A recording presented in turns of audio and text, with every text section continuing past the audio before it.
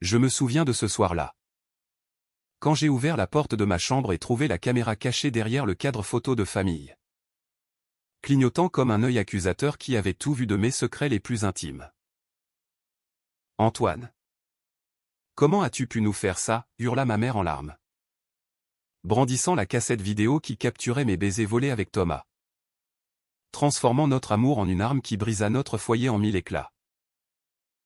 Ce fut le début d'une tempête qui nous emporta tous. Un tourbillon de trahison et de révélation où l'amour interdit devint le poison qui rongeait les liens sacrés. Et je sus alors que rien ne serait plus jamais comme avant. Dans les rues pavées de Paris, où l'air porte encore l'odeur du pain frais et des regrets enfouis, je vivais une existence qui semblait ordinaire. J'étais Antoine. Un jeune homme de 19 ans. Étudiant en littérature à la Sorbonne. Fils unique d'une famille bourgeoise du Marais. Mon père. Un avocat respecté. Et ma mère. Une galeriste passionnée par l'art impressionniste. Formait ce couple modèle que tout le monde enviait. Mais sous cette façade polie, je portais un secret qui me rongeait l'âme, j'aimais les hommes. Pas n'importe quel homme. Mais Thomas. Ce garçon aux yeux verts qui avait croisé mon chemin lors d'une manifestation contre les inégalités sociales. Place de la République. Thomas était tout ce que je n'étais pas, audacieux. Rebelle. Avec une chevelure blonde qui dansait au vent comme les feuilles d'automne sur les Champs-Élysées. Il avait 20 ans. Venait d'une famille modeste de la banlieue lyonnaise. Et étudiait le journalisme. Notre rencontre fut un coup de foudre discret. Un échange de regards au milieu de la foule en liesse. Scandant des slogans pour un monde plus juste. Tu crois vraiment que changer le monde commence par une pancarte, m'avait-il lancé avec un sourire moqueur. Et j'avais ri. Pour la première fois depuis longtemps. Sentant une chaleur inattendue envahir mon cœur. Nous nous revîmes dans un café du quartier latin. Où les discussions philosophiques se mêlaient au bruit des tasses de café. Thomas parlait avec passion de Sartre et de Camus. De l'absurdité de la vie et de la nécessité de l'authenticité. Moi. Je l'écoutais. Fasciné. Tout en luttant contre cette attirance qui grandissait en moi comme une vigne sauvage. Antoine. Pourquoi te caches-tu derrière tes livres? La vie est là. Dehors. À nous attendre, me dit-il un soir. Sa main effleurant la mienne sous la table. Ce geste innocent déclencha en moi une avalanche d'émotions, peur, désir, et une joie profonde que je n'avais jamais connue. Mais Paris, cette ville des amoureux, cache aussi ses ombres. Ma famille, ancrée dans des traditions catholiques rigides, n'aurait jamais accepté ma vérité. Mon père, avec son costume impeccable et ses discours sur l'honneur familial, voyait en moi l'héritier parfait. Ma mère, sensible aux apparences sociales, organisait des dîners où l'on parlait d'art et de politique.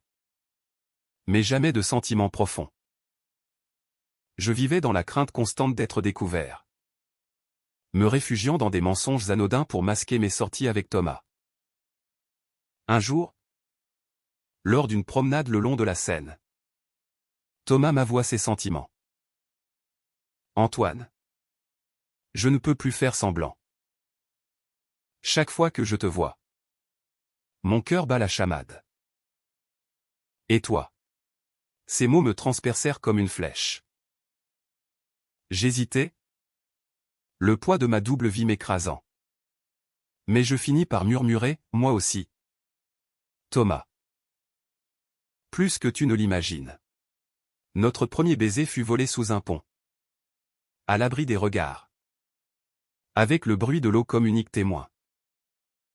C'était magique. Pur. Mais teinté d'une tristesse sous-jacente. Car je savais que cet amour était condamné à l'ombre. Les semaines suivantes furent un tourbillon de joie clandestine. Nous nous retrouvions dans des parcs discrets. Comme le jardin du Luxembourg, où les statues semblaient veiller sur nos secrets. Thomas me faisait découvrir la vraie Paris, les marchés aux puces de Saint-Ouen. Les bistrots cachés où l'on dégustait du vin bon marché. Il me parlait de son enfance difficile.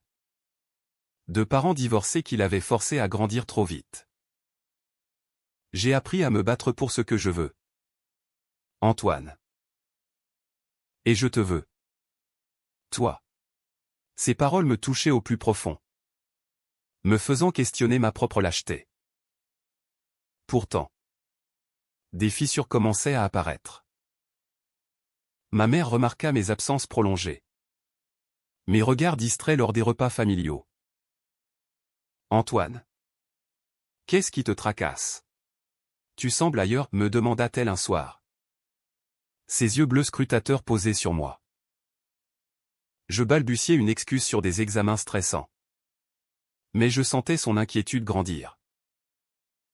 Mon père, plus distant, se contentait de hocher la tête, absorbé par ses dossiers. Thomas, de son côté, pressé pour plus d'engagement. Quand vas-tu leur dire? Nous ne pouvons pas vivre comme des fugitifs éternellement. Sa frustration montait. Et nos disputes devinrent plus fréquentes. Une soir, dans mon petit appartement étudiant près de la rue Mouffetard, il explosa, Antoine. Ton silence me tue. Est-ce que tu m'aimes vraiment? Ou suis-je juste un secret honteux? Ces mots me blessèrent, car ils touchaient à ma peur la plus profonde, celle de perdre ma famille pour un amour que la société française, malgré ses avancées, jugeait encore avec suspicion dans certains cercles. Je tentai de l'apaiser, l'embrassant tendrement. Mais au fond de moi, un doute s'insinuait. Étais-je prêt à tout sacrifier? La réponse viendrait plus tôt que prévu. D'une manière que je n'aurais jamais imaginée. La découverte de la caméra changea tout. C'était un soir pluvieux, typique de l'automne parisien, où les gouttes tambourinaient sur les toits en zinc. Rentré plus tôt d'un rendez-vous avec Thomas. Je fouillais ma chambre à la recherche d'un livre égaré. En déplaçant le cadre photo de notre famille ou une image idyllique prise lors d'un voyage en Provence, je vis un petit objet noir clignotant. Une caméra miniature, dissimulée avec soin, pointée vers mon lit et mon bureau. Mon cœur s'emballa. Qui avait placé cela ici? Mes mains tremblantes la débranchèrent. Et je fouillai frénétiquement pour trouver des preuves. Dans le tiroir de mon père. Au salon. Je découvris une boîte contenant des cassettes vidéo. L'une d'elles portait une étiquette, Surveillance Antoine semaine 3. Je l'insérai dans le vieux magnétoscope familial. Le souffle court. Les images me figèrent sur place. Moi. Entrant dans la chambre avec Thomas. Nos rires étouffés. Nos étreintes tendres. Des moments intimes. Capturés sans pitié, un baiser passionné. Des confessions murmurées dans l'obscurité. La trahison me frappa comme un coup de poignard. Ma propre famille m'espionnait? Pourquoi? Pour confirmer des soupçons que je n'avais pas imaginés? Je confrontai mes parents ce soir-là. La cassette à la main. Qu'est-ce que c'est que ça? Criai-je. Les larmes aux yeux. Ma mère pâlit, s'effondrant sur le canapé en velours. Mon père. Stoïque. Avoua tout, nous avions des doutes. Antoine. Tes changements d'humeur. Tes sorties nocturnes. Nous voulions te protéger. Protéger? De quoi? De moi-même? De l'amour que je portais à Thomas? La dispute qui suivit fut apocalyptique. Ma mère pleurait, invoquant Dieu et les valeurs familiales. Comment as-tu pu? Nous t'avons élevé dans le respect. Et tu nous trahis avec. Ça? Ces mots? imprégnés de préjugés enfouis, me déchirèrent. Mon père, plus mesuré, tenta de justifier, la société n'est pas prête. Fils, pense à ton avenir. À notre réputation. Réputation? Comme si l'amour se mesurait à l'aune des apparences sociales. Je quittai la maison en claquant la porte. Errant sous la pluie jusqu'à l'appartement de Thomas. Il m'ouvrit.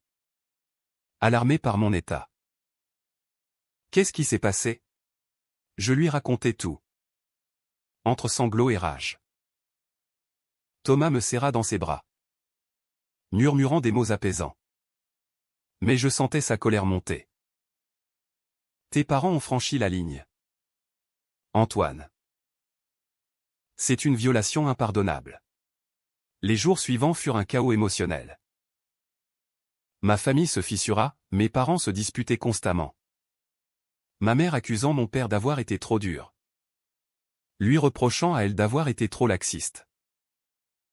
J'appris que l'idée de la caméra venait d'un conseiller familial recommandé par leur église. Un homme aux idées conservatrices qui voyait l'homosexualité comme une maladie à guérir. Thomas, quant à lui, devint mon ancre. Nous passions des nuits à discuter, à rêver d'une vie libre. Mais un doute s'insinua, et si Thomas avait un secret? Lors d'une conversation téléphonique que j'entendis par hasard. Il mentionna un ami d'enfance à Lyon. Avec une tendresse suspecte. Jaloux? Je fouillai son téléphone ou ironie cruelle. Après avoir été victime de surveillance. Je découvris des messages ambigus, je pense à toi souvent. Reviens vite. Signé d'un certain Julien. La confrontation avec Thomas fut explosive. Qui est Julien? Demandai-je. Le cœur brisé. Il hésita. Puis avoua, Julien était son ex. Un amour de lycée qu'il n'avait pas totalement oublié. C'était avant toi. Antoine. Mais il m'a contacté récemment. Et j'ai été faible. Faible? Était-ce une trahison? Thomas jura que rien ne s'était passé. Mais le doute planta ses griffes en moi. Paris devint un labyrinthe de suspicions. Je me sentais piégé entre l'amour pour Thomas et la loyauté familiale. Ma mère m'appela. Suppliante, reviens. Antoine. Nous pouvons arranger ça. Mais arranger quoi? Mon identité? Je refusai. Choisissant de rester avec Thomas. Malgré les fissures. Pourtant. Un événement inattendu accéléra le drame. La cassette vidéo que j'avais emportée fut volée lors d'un cambriolage mineur dans l'appartement de Thomas. Paniqué. Je soupçonnais Julien. Mais Thomas nia. C'est ridicule. Antoine. Tu deviens paranoïaque. Paranoïaque? Après avoir été filmé à mon insu? La vérité éclata lors d'une soirée chez des amis communs. Dans un bar du canal Saint-Martin. Julien apparut. Un grand brun charismatique. Et confronta Thomas devant moi. Tu m'as promis de rompre avec lui, hurla-t-il. Révélant une liaison secrète. Thomas blêmit. Et je sentis le monde s'écrouler. Trahi par l'homme que j'aimais. Au moment où ma famille me tendait la main. Je partis en courant. Les rues de Paris flouent sous mes larmes. Comment en étions-nous arrivés là? L'amour, censé être libérateur, n'avait apporté que destruction. Les semaines qui suivirent furent un tourbillon de solitude et de réflexion profonde. J'errais dans Paris comme un fantôme. Évitant les endroits chargés de souvenirs, le pont des Arts. Où Thomas et moi avions accroché un cadenas symbolique. Maintenant rouillé par le temps et les mensonges. Je logeais chez un ami étudiant. Un certain Pierre. Qui me soutenait sans jugement. L'amour est compliqué. Antoine. Surtout quand la société nous force à nous cacher. Ma famille tenta de me contacter. Mais je bloquais leurs appels. Pourtant. Un soir, ma mère se présenta à la porte de Pierre. Les yeux rougis. Antoine. Parle-moi. S'il te plaît. Sa voix brisée me toucha. Nous nous assîmes dans un café voisin. Et elle s'ouvrit comme jamais, j'ai eu tort. La caméra était une erreur. Née de ma peur. J'ai grandi dans une époque où l'homosexualité était tabou. Mais je vois maintenant que c'est l'amour qui compte. Ces mots, imprégnés de regrets sincères, fissurèrent ma colère. Elle me raconta son propre secret, dans sa jeunesse. Elle avait aimé une femme. Une artiste, mais avait renoncé par peur du scandale. J'ai choisi la sécurité. Antoine. Et je l'ai regretté toute ma vie. Ne fais pas la même erreur. Cette révélation me stupéfia. Ma mère, cette femme élégante et conservatrice, portait en elle une douleur similaire à la mienne. Cela humanisa sa trahison, transformant ma rage en compassion. Mon père, plus réservé, m'envoya une lettre manuscrite. Une rareté dans notre ère numérique. Fils, j'ai été aveugle. Mon ambition professionnelle m'a fait oublier l'essentiel, ton bonheur. Pardonne-nous. Lire ces lignes me fit pleurer. La famille que je croyais rigide se révélait vulnérable. Marquée par ses propres chaînes sociétales. Quant à Thomas, il multiplia les messages d'excuses. Antoine. Julien était une erreur du passé.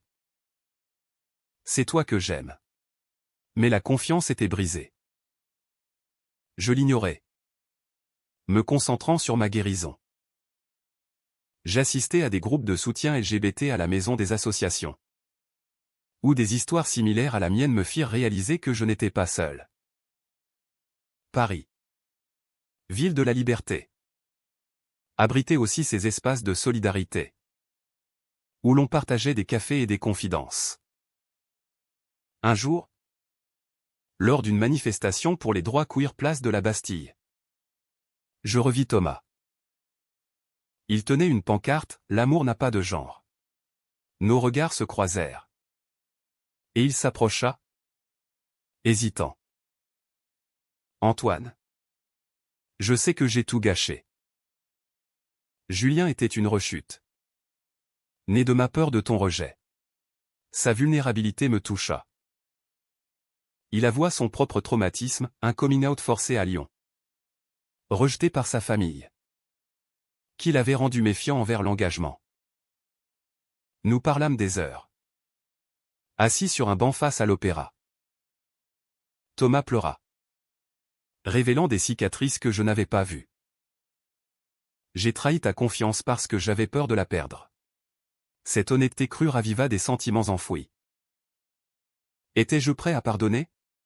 La décision était déchirante. Pesant le poids de la trahison contre la profondeur de notre lien. Le climax survint lorsque la vidéo refit surface. Julien, par jalousie, l'avait envoyé anonymement à mes parents. Espérant détruire notre relation définitivement.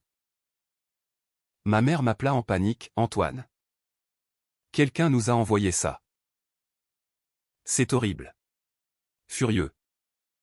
Je confrontais Julien dans un café lyonnais où j'avais pris le TGV pour régler ça.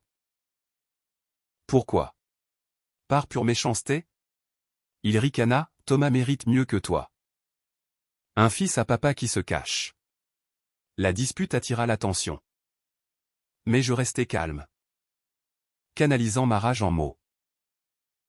L'amour vrai n'est pas possessif. Julien. Tu as perdu. Rentré à Paris. Je décidai de tout avouer à Thomas sur cette vidéo. Sa réaction fut inattendue, il rit amèrement. Ironique? Non. Toi surveillé par ta famille. Et moi trahi par un ex. Nous sommes tous des victimes de nos peurs. Cette nuit-là, nous nous réconciliâmes partiellement, marchant main dans la main le long des quais. Mais un nouveau choc m'attendait, mon père avait été contacté par un collègue qui avait vu la vidéo où Julien l'avait diffusée plus largement. La réputation familiale était en jeu.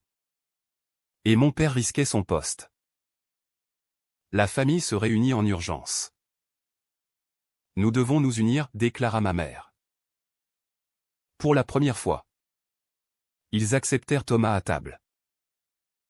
La soirée fut tendue, mais cathartique. Mon père serra la main de Thomas, si Antoine t'aime. C'est suffisant. Était-ce le début d'une guérison? La crise atteignit son paroxysme lors d'un dîner familial élargi, incluant des oncles et tantes conservateurs. La vidéo avait circulé dans les cercles sociaux. Murmuré comme un scandale. Mon oncle Henri, un retraité rigide de Normandie, explosa, c'est une honte. Antoine, tu salis notre nom. Ces mots ravivèrent les vieux préjugés, transformant le repas en champ de bataille. Ma mère défendit, Henri. L'époque a changé. L'amour d'Antoine est valide. Mon père, surpris par sa propre évolution, ajouta, nous avons failli perdre notre fils par ignorance. Plus jamais. Thomas, présent pour la première fois, resta silencieux. Mais son regard en disait long, gratitude mêlée à appréhension. Pourtant, la trahison de Julien n'était pas finie. Il contacta Thomas, menaçant de diffuser la vidéo en ligne si nous ne rompions pas. Il est obsédé, murmura Thomas. Terrifié. Nous décidâmes de porter plainte, nous rendant au commissariat du Marais. L'officier, une femme empathique, nota, c'est du harcèlement. Nous enquêterons. Ce fut un pas vers la justice. Mais le stress nous rongeait. Au milieu de ce chaos, notre amour se renforça paradoxalement. Thomas et moi passâmes des soirées à Montmartre, admirant les lumières de la ville. Antoine, malgré tout, je ne regrette rien, dit-il un soir, sous la basilique du Sacré-Cœur. Ces mots me touchèrent. Mais je sentais une décision difficile approcher, pardonner complètement ou partir? La révélation finale vint de ma mère. Elle avoua avoir elle-même placé la caméra, poussée par la peur après avoir surpris un appel suspect. C'était moi. Antoine. Pas ton père. Cette confession brisa les derniers remparts. Je hurlai, comment as-tu pu? Elle pleura, j'avais peur de te perdre. Comme j'ai perdu mon propre amour. Sa vulnérabilité me força à réfléchir, n'étions-nous pas tous coupables de peurs irrationnelles? Thomas, apprenant cela, confronta ma mère. Madame, votre acte a failli nous détruire.